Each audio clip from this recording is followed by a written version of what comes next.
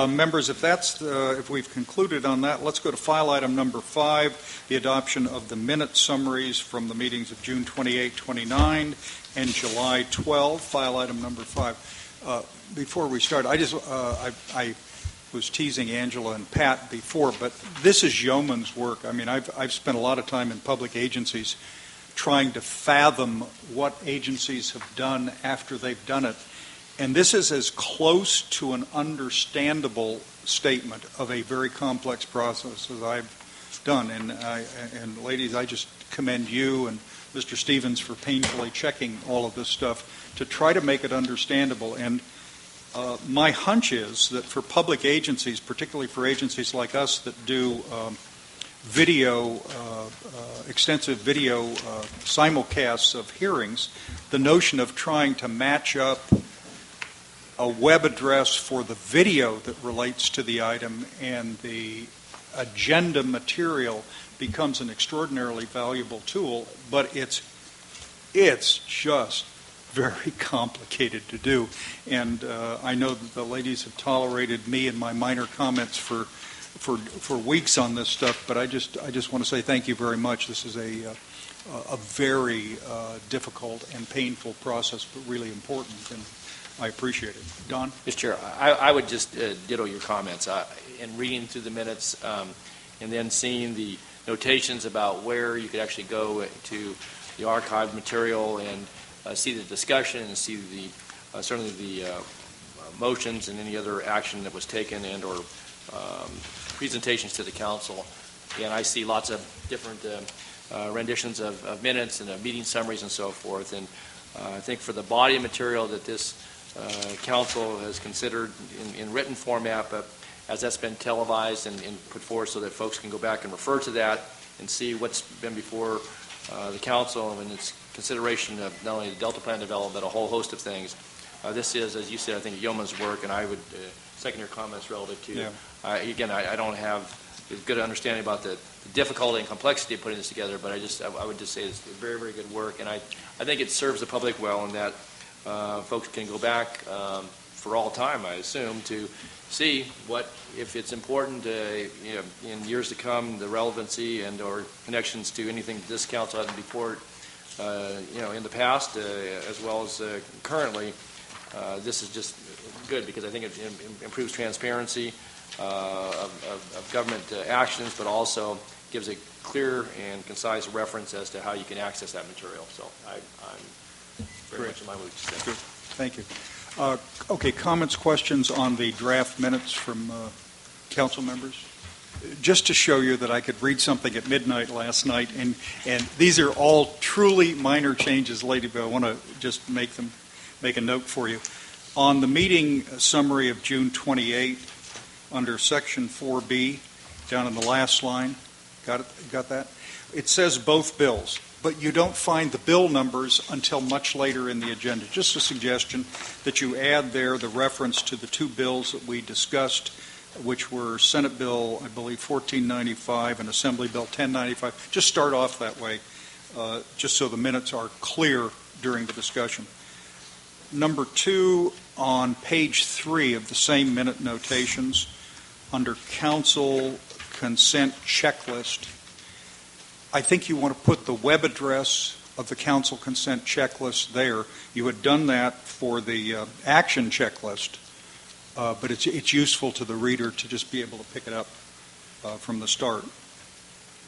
On page 5, under Chapter 3, Item 4, reduced reliance stuff, I think the sentence now reads, at the suggestion of the chair, without objection, the council decided to continue in formal action. I think decided to defer formal action to Friday is what you meant to say. I think that's, if that's not the motion, don't do it.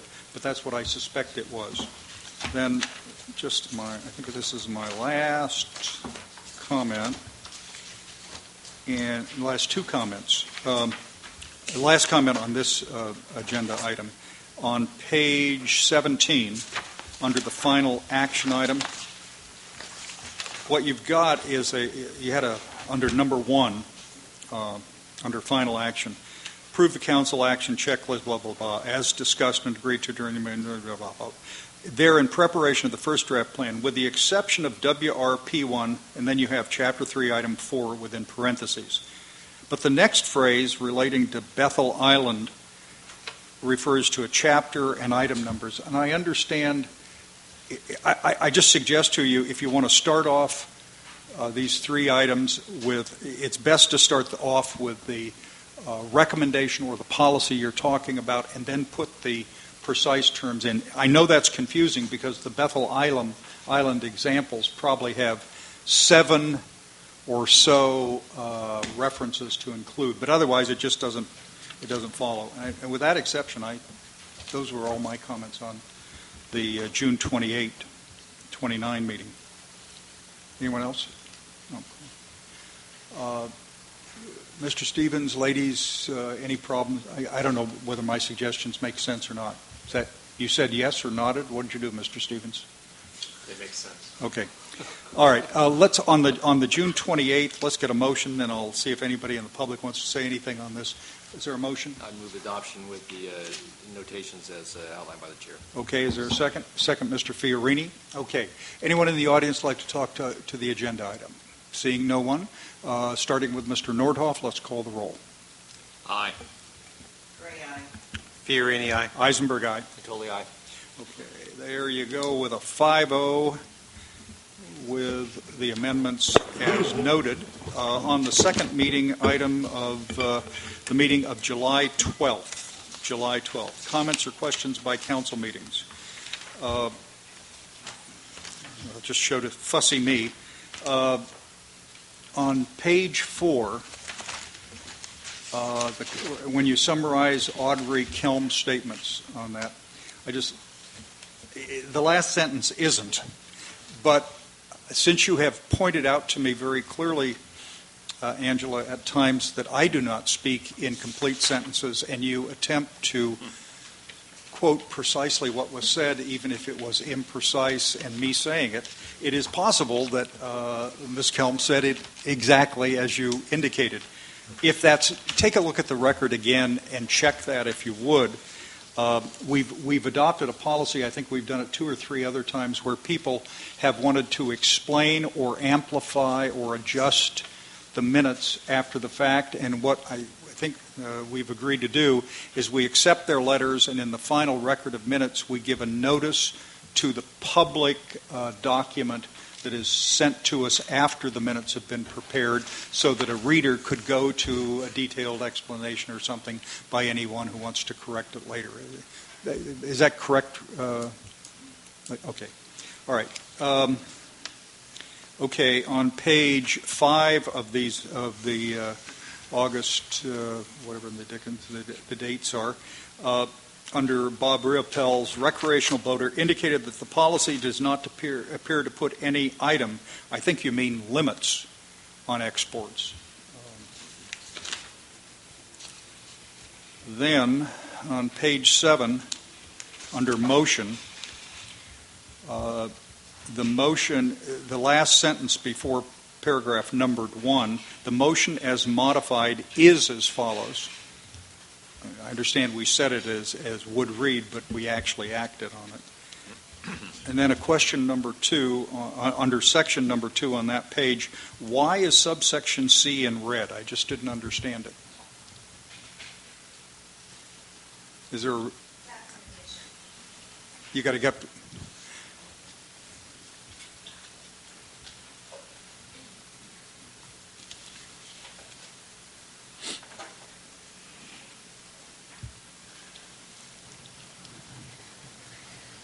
The section in red was Joe's addition. Get closer to the microphone, please. Thank you. The section in red was Joe's addition. Uh-huh. I know we talked about the notion. We said, well, 7 days enough, and we kind of concluded that after 18-plus months of 7 drafts of this, that seemed a reasonable time to do it. So that now would explain, I remember the discussion. Mm-hmm. Okay. All right, I don't have any questions on that. On page 9, under Chapter 9 and 10, You start midway down that section with the staff completed the discussion with Chapter 7. I think you need to have a bold-faced section head of that, because that was a Chapter 7 item, and the one before was Chapter 9 and 10. I think it just got... Mr. Motter, you see where that section is? It's not, the two sections are not related to each other. A vote was taken under Chapter 9 and 10, and then the italicized video source is shown. But then below that, you need a caption for the action that follows. I think you do. Maybe you need to put the, you need a caption. That's all. Then, this was the meeting where Miss Marcus, as you remember, was here on a Thursday. She went back to San Francisco for her husband's retirement dinner, tripped, fell, broke her wrist, and was getting medical treatment on Friday morning, couldn't participate in the meeting. That's noted in the agenda, which is good. Just a suggestion, because it's 12 pages later when we start to talk about the miscellaneous changes, and we reference Ms. Marcus, who had made a bunch of suggestions on Thursday, including items withdrawn from the calendar.